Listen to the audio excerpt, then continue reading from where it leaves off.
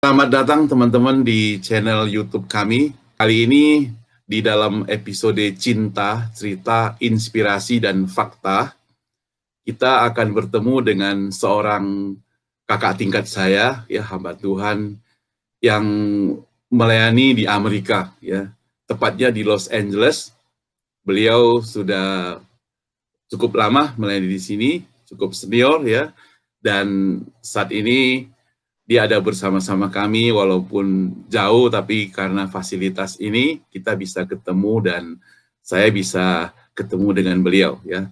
Selamat datang dan Pak Hengki Cio ya. Ya. Mungkin Pak Hengki Cio bisa kenalkan apalah latar belakangnya sedikit gitu ya. Selamat siang Pak Saud dan selamat siang Selamat teman-teman siang. semuanya. Senang satu kehormatan bisa bergabung di dalam channel ini ya. Sebagaimana dikatakan tadi, nama saya Hengki dan saya saat ini melayani dan berdomisili di daerah Los Angeles, California. Ya, Los Angeles ya. Saudara, Los Angeles itu lebih kurang 1 jam lah dari sini ya, tapi pesawat ya. Tapi 1 kalau jam terbang, nyetir, betul. kalau nyetir bisa 7 sampai 8 jam gitu. Kalau nggak macet Betul 6, sekali. kok Kalau tancap-tancap nggak mobil macet. 6 ya. Ya, ya. Jadi Pak Engki boleh nggak kenalkan siapa ibu dan anak-anaknya gitu supaya teman-teman juga tahu gitu yang sudah lama kangen pengen tahu. Ya. Ya, istri saya adalah Leni dan dia juga alumni dari Saat. Ya, saya punya 2 anak, 2 putri dan puji Tuhan mereka juga aktif melayani di gereja, ya, menjadi pemimpin musik dan menjadi pemimpin kelompok-kelompok kecil. Ya, sekali lagi terima kasih ya untuk Pak Hengki yang dalam kesibukannya bersedia masuk dalam channel kita yang kita beri nama Cinta ini ya. Jadi ngobrol-ngobrol kita mau tanya dulu keadaan LA lah. Kalau San Francisco sih besok kita mau dengar dari pidato mayornya apakah mau dilanjutkan distancing lockdown ini. Kalau di LA bagaimana situasinya? Saya kira sama ya, untuk daerah California Selatan ini, kita berharap minggu ini barangkali sudah mulai bisa lebih terbuka, lebih ada sedikit kebebasan dibandingkan dengan minggu-minggu sebelumnya. Jadi kita masih menunggu pengumuman secara resmi dari gubernur dan tentu saja tiap county itu juga punya aturan sendiri-sendiri. Jadi kita masih melihat aturan dari gubernur seperti apa dan kemudian juga bagaimana penerapannya pada tingkat lokal. Tapi Iya, kita iya, semua iya. berdoa semoga Iya, kita semuanya berdoa. berjalan dengan lancar ya dan tidak terjadi perebakan yang kedua. Ya, kita sama-sama doakanlah ini semuanya ya. Betul. Dan mungkin kita nggak doakan hanya untuk California, kita perlu doakan untuk semuanya. Kalau California sendiri aman, tempat lain nggak aman, kita juga nggak bisa kemana-mana juga. Betul sekali. Saya kira Ya, salah satu yang diajarkan oleh pandemi ini adalah dalam bahasa Inggris itu kita katakan ini bukan about me, but iya, about we. Ya, iya, artinya bukan hanya mengenai kita satu orang, mengenai saya sendiri, tapi ini adalah mengenai kita semua secara bersama-sama. Ya, iya, iya, iya. sebagaimana dikatakan Pak Somiwan tadi, pandemi ini kita tidak akan bisa hadapi kalau kita hanya hadapi sendiri, hanya satu daerah, hanya satu golongan, kita harus bersama-sama. Iya, iya. Berbicara tentang kondisi pandemik ini ya, kita kan zaman sekarang zaman media sosial, WhatsApp gitu, kita berita-berita kita sering dapat baik Mhm. berita-berita bagus, berita-berita buruk, dan yang celakanya kadang kita dapat berita buruk bertubi-tubi gitu dan berbeda-beda. Betul, Yang paling menakutkan adalah berita buruk tapi palsu lagi itu ya. Berita betul. buruk dan palsu, entah dari berita tonton berapa, mereka anggap ini sebagai berita sekarang. Jadi orang jadi takut, orang dengar jadi stres dan sebagainya. Nah, sebagai orang percaya, kira-kira bagaimana sikap kita menanggapi berita tersebut? Dan bagaimana kita bisa mengubah dari yang buruk itu menjadi berita yang baik kepada mereka. Mungkin Pak Hengki punya sedikit tips gitu atau pengajaran lah untuk kita ya. Ya saya kira sebenarnya banyak sekali ya, dan sebagaimana dikatakan tadi itu memang betul sekali berita-berita, fake news itu zaman sekarang itu makin merebak. Dan perubakan itu bisa terjadi karena beberapa hal. Yang pertama tidak sengaja, ya. Banyak orang itu karena melihat ini berita, dia belum tentu percaya bahwa ini benar, tetapi ya apa salahnya kalau dibagikan? Apa salahnya kalau di-forward kepada orang lain? Apa salahnya Iya, kalau iya. share, dan kita semua pernah dapat ya yang namanya sharing dari grup sebelah, dan kemudian kalau ditanya tidak ada yang tahu siapa yang memulai dan ini kata siapa, semua cuma katanya, atau mengutip Mhm. dokter di negara mana yang kita tidak pernah tahu itu benar atau tidak. Jadi itu satu penyebaran secara tidak disengaja ya karena ketidaktahuan. Yang kedua, itu kadang-kadang ada yang memang menyebarkan dengan tujuan untuk memprovokasi, ya, tujuan untuk menimbulkan apa namanya respon dari orang ya yang menguntungkan dia barangkali atau barangkali untuk Mhm. menjatuhkan orang lain. Nah, bagi kita sebagai orang-orang Kristen saya kira ya kita mesti berhati-hati dengan apa yang kita sebarkan ya. Kita mesti bisa mempertanggungjawabkan apa yang kita bagikan. Bukankah Alkitab mengatakan pada kita bahwa setiap kata-kata yang keluar dari mulut kita, kita akan pertanggungjawabkan kepada Tuhan, ya kan? Iya, benar ya. Dan uh, memang kita mungkin tidak ngomong, tapi waktu kita forward seperti itu kan dari kita, pesan dari kita, berita dari kita.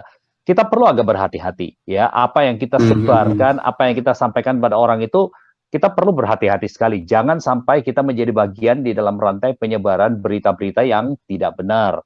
Jadi kurangilah apa yang di-share, apa yang di-forward itu, ya, khususnya kalau kita memang sendiri tidak tahu Iya, kepastiannya, iya, iya, tidak benar. tahu kebenarannya. Dan zaman sekarang karena begitu banyaknya informasi seperti yang dikatakan Bapak tadi, ada kecenderungan Mhm. bahwa orang itu hanya membaca headline-nya, orang tidak baca detailnya, tidak membaca sampai akhir. Baca Ya setengah karena di depan panjang itu juga. menarik, ya Iya. panjang, langsung di-forward. Saya kira itu merupakan hal Mhm. yang tidak baik ya. Kalau kita sendiri tidak tahu apa yang kita forward, apa yang kita sampaikan, ya jangan ya. Hal-hal Iya, seperti iya. itu kita kurangi dan itu masalah besar yang terjadi di hampir semua media sosial. Itu sebabnya WhatsApp ini baru mengeluarkan kebijakan baru, mereka akan membatasi berapa kali satu berita itu bisa di-forward. Kalau nggak salah mungkin 5 sampai Mhm. 7 kali ya. Begitu sudah Iya, sampai 5 iya, sampai iya. 7 kali, berita itu tidak akan bisa di-forward lagi. Jadi kita perlu mengurangi hal-hal seperti itu, ya. Mhm. Ya, ini mungkin bisa jadi masukan ya buat teman-teman yang mungkin setelah banyak banyak grup yang dia dapatkan, dia asal tinggal tinggal forward-forward kan gampang, dia nggak tahu apa. Kadang mungkin dia sendiri nggak membacanya juga, tinggal kasihkan sama Betul orang. sekali. Ya. Dan setahu saya di India, mereka bahkan mencoba di sana untuk tiap kali kita forward itu mesti bayar. Oh, Dan itu kemudian mengurangi berita di forward ya. iya, iya, iya. Jadi harus tulis sendiri ya. Ya, Bukan tulis sendiri, tapi tiap kali forward mesti bayar bayar ya, sejumlah pulsa, uang sejumlah tidak uang. besar, tidak besar yang dibayar, tapi ya tetap harus dibayar. Jadi ya kita jadi mikir-mikir ya mau di forward apa enggak gitu. Lalu kan di dalam situasi seperti begini ya, sepertinya kondisi ini tidak melihat siapa orangnya ya, baik dia muda, kecil, tua, bahkan rohaniawan juga dan sebagainya, tidak melihat Mhm. siapa orangnya tuh. Semua bisa mengalaminya. Nah sekarang hal ini kadang-kadang membuat orang-orang percaya yang menjadi tergoncang imannya gitu ya.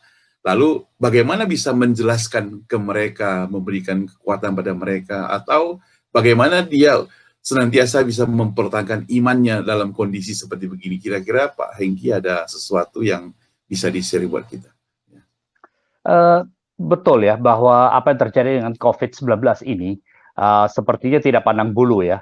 Orang, pemimpin-pemimpin negara, pemimpin politik, posisi-posisi tertinggi, kepala negara, kepala pemerintahan itu kena. Orang-orang Hmm. yang miskin juga kena. Dan memang kita juga harus mengakui, dampaknya mereka berbeda-beda. Para pemimpin ini ketika mereka kena, mereka biasanya mendapatkan kesempatan untuk perawatan ya dan, Hmm. eee, bisa mendapatkan fasilitas medis yang jauh lebih memadai dibandingkan dengan orang-orang yang secara ekonomi itu lemah atau yang tidak punya. Kita harus mengakui ada persamaan, tapi juga ada kesenjangan di dalam tingkat perawatan yang diterima. Nah, kalau kita berbicara mengenai bagaimana sikap kita, ya saya kira ada beberapa hal. Pertama, Saya kira COVID-19 ini mengajarkan kepada kita ya, bahwa hidup kita itu rentan sekali. Hidup kita itu sesuatu yang gampang sekali untuk lenyap. Iya, Kita bisa dikatakan secara umum kita tuh tidak punya kendali terhadap kehidupan kita. Dan bagi banyak orang yang sangat menakutkan mengenai COVID-19 ini adalah bahwa kita tidak bisa lihat. Lain kalau kita mhm. menghadapi musuh yang kita bisa lihat, yang kita bisa mengambil langkah yang Iya, jelas lari. untuk menghindari. Ya, ini Mhm. kita sekarang cuma bisa cuci tangan, pakai masker, ya, berusaha untuk seaman-amannya, tetapi mungkin saja kita terkena tanpa ada simptom. Ya, jadi itu nomor satu. Mhm. Kita harus menyadari hidup kita itu sangat rentan, hidup kita itu sangat sementara. Saya kira ini merupakan satu pelajaran yang kita harus selalu ingat. Ya, yang nomor dua, yang kita perlu pelajari atau yang diajarkan dari COVID-19 ini adalah kesempatan kita untuk berbuat baik itu terbatas sekali. Ya, Iya, kesempatan kita berbuat baik itu terbatas sekali. Hidup kita sementara, mari kita isi dengan hal-hal yang berguna, dengan hal-hal yang positif, dengan hal-hal yang waktu kita tinggalkan nanti setelah kita tidak ada itu orang mengingat kita untuk hal yang baik. Dan yang ketiga adalah bahwa setiap kita itu membutuhkan orang lain. Ya, mhm. lockdown ini yang paling sulit kan bukan soal ada makanan, tidak ada makanan, ya kan? Lockdown ini yang paling sulit salah satunya adalah karena kita tidak punya kebebasan lagi bergaul dengan orang lain, ya kan? Iya, iya, Kita iya, di iya. rumah cuma dengan keluarga sendiri, kita bisa ketemu dengan orang melalui WA, melalui video seperti ini, tetapi itu kan lain ya.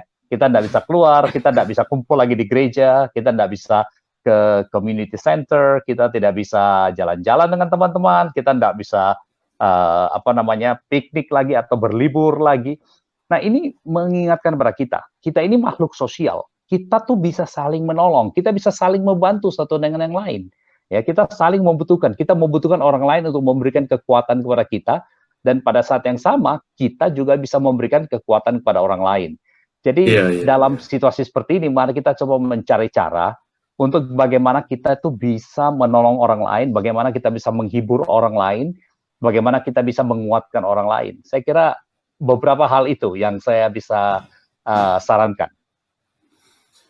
Jadi berarti walaupun mereka itu di rumah ya, nggak bisa kemana-mana, tapi bisa jadi berkat buat orang lain juga, kira-kira demikian ya. Betul sekali, Ya, betul. ya, ya. Ada beberapa cara yang bisa dilakukan ya, walaupun barangkali berbeda ya, dan Iya, kita mesti iya. belajar, tetapi selalu ada cara untuk kita bisa berguna bagi orang lain. Mhm. Ya kadang kan di dalam kondisi seperti begini, kita ya ada orang kan kita takut sama orang. Sebenarnya orang juga takut sama kita sebenarnya gitu. Yang dimasalahkan gitu. Jadi dikata kalau pergi keluar sekarang kalau kita mau masuk ke tempat-tempat umum misalnya ke supermarket itu kan jarak 6 kaki gitu ya. Kita dengar batuk aja semua sudah mulai mulai gerakan aneh-aneh gitu ya. Jadi kita akhirnya takut sama orang, orang juga takut sama kita. Akhirnya kita nggak berani batuk, nggak berani apa gitu. Nah, dalam kondisi seperti begini ya, kadang-kadang kita menjadi apa hampir putus asa lah, apalagi kita pas pas terkena sakit begitu ya. Nah, lalu bagaimana kita yang orang-orang yang sedang mengalami teman-teman kita yang sedang mengalami sakit itu dia bisa mendapatkan kekuatan melalui firman Tuhan atau bagaimana caranya? Mungkin Pak Hengki bisa kasihkan sesuatu apa melalui firman Tuhan sebagai penutup kita sharing ini pada hari ini gitu. Ya. Ya, dari dulu saya memikirkan para pasien, orang-orang yang sudah terjangkit dengan COVID-19 ini, khususnya mereka yang berada dalam perawatan di rumah sakit. Ya, hati saya, pikiran saya, dan doa saya selalu bersama dan orang-orang seperti itu. Ya, dalam satu hari saya tidak tahu berapa kali selalu mendoakan mereka. Uh, Sejauh ini tanpa nama karena memang saya bersyukur di satu sisi bahwa tidak ada orang yang saya tahu langsung yang terlibat dalam COVID ini baik yang terjangkit COVID ini baik di Amerika maupun di Indonesia. Tapi Hmm. saya selalu mengingat mereka yang di rumah sakit, mereka terasing dari keluarga mereka, mereka bertemu dengan orang-orang yang perawat-perawat yang bahkan mukanya itu sering nggak bisa kelihatan karena penuh dengan APD ya, alat pelindungan diri atau personal protection equipment (PPE). Saya ingin mereka sadar bahwa banyak orang mendoakan mereka, banyak orang memikirkan mereka, dan banyak orang yang mencari cara untuk bisa menghubungi mereka. Namun yang kedua adalah saya juga berharap sejauh mereka bisa, mereka akan terus beristirahat, terus menjaga diri, terus mengikuti nasihat-nasihat dari para pekerja kesehatan supaya mereka bisa cepat sembuh, dan dengan demikian mereka bisa keluar dari perawatan di rumah sakit dan bisa kembali kepada keluarga mereka masing-masing sebagai orang yang sudah sembuh, dan dengan demikian bisa pulang dengan aman. Ya, mereka selalu didoakan, dan juga demikian juga dengan para tenaga kesehatan. Saya tahu banyak orang-orang Indonesia yang bekerja sebagai perawat di berbagai rumah sakit, bahkan di daerah Bay Area itu cukup banyak orang Indonesia dalam healthcare. Kita mendoakan mereka, kita memperhatikan mereka, dan semoga Tuhan menjaga, Tuhan melindungi mereka. Ya, dan kita yang di luar, mari kita menjaga diri ya sebaik mungkin, jaga kesehatan pribadi, dan kita menjaga diri kita, tanggung jawab sosial kita untuk social distancing tetap kita jaga ya, jangan sampai kita itu menjadi masalah. Kita mungkin tidak bisa memberikan solusi, tapi kita perlu menghindari menjadi beban ya. Saya kira itu beberapa hal. Ya, terima kasih untuk waktu yang Pak Hengki berikan untuk kita ya pada hari ini ya. Kiranya apa yang Pak Hengki share buat kita sekalian boleh menjadi kekuatan atau itu menjadi berkat bagi orang-orang yang mendengarkannya ya. Dan kita juga mau apresiasi Pak Hengki yang sediakan waktu untuk kita bersama-sama di sini gitu ya. Satu kehormatan Pak. Terima kasih untuk kesempatan diberikan pada saya untuk bisa berbagi ya. Ya. Untuk menutupnya saya mau doakan untuk pelayanan Pak Hengki ya. Baik, terima kasih sekali Pak. Tuhan, kami bersyukur, terima kasih untuk kesempatan yang indah, yang singkat. Kami boleh mendengar apa yang Pendeta Hengki share buat kami. Tuhan berkati dia dalam kesibukan pelayanannya, berkati istri, anak, dan famili, keluarga, anak-anak, semua kami serahkan ke dalam tangan Tuhan. Kami juga berdoa untuk semua yang dia kerjakan, dan untuk pelayanannya, dan masa depan anak-anak juga Tuhan senantiasa tangani, pelihara. Khususnya untuk kesehatan, lindungi pada saat ini, saat pandemik, Tuhan juga senantiasa melindungi keluarga ini. Tuhan dengar doa kami Tuhan, dalam nama Tuhan Yesus, kami semua sudah berdoa. Amin. Oke, Pak Hengki, kami menyerahkan Pak Saumiman ke dalam tangan-Mu. Tuhan sertai dia beserta keluarga, dan Tuhan berkati pelayanannya. Melalui pelayanannya bisa menjangkau dan memberikan kekuatan kepada lebih banyak orang. Lindungi mereka, sertai mereka, dan pakai mereka menjadi hamba-hamba yang berkenan kepadamu. Dalam nama Yesus. Amin. Oke, sekali lagi thank you. Bye-bye. Terima kasih Pak. Terima kasih. Tuhan berkati. Salam buat Ibu. Happy Mother's Day buat dia. Sama-sama, Happy Mother's Day untuk semua. Ya, oke. Ya, thank you ya.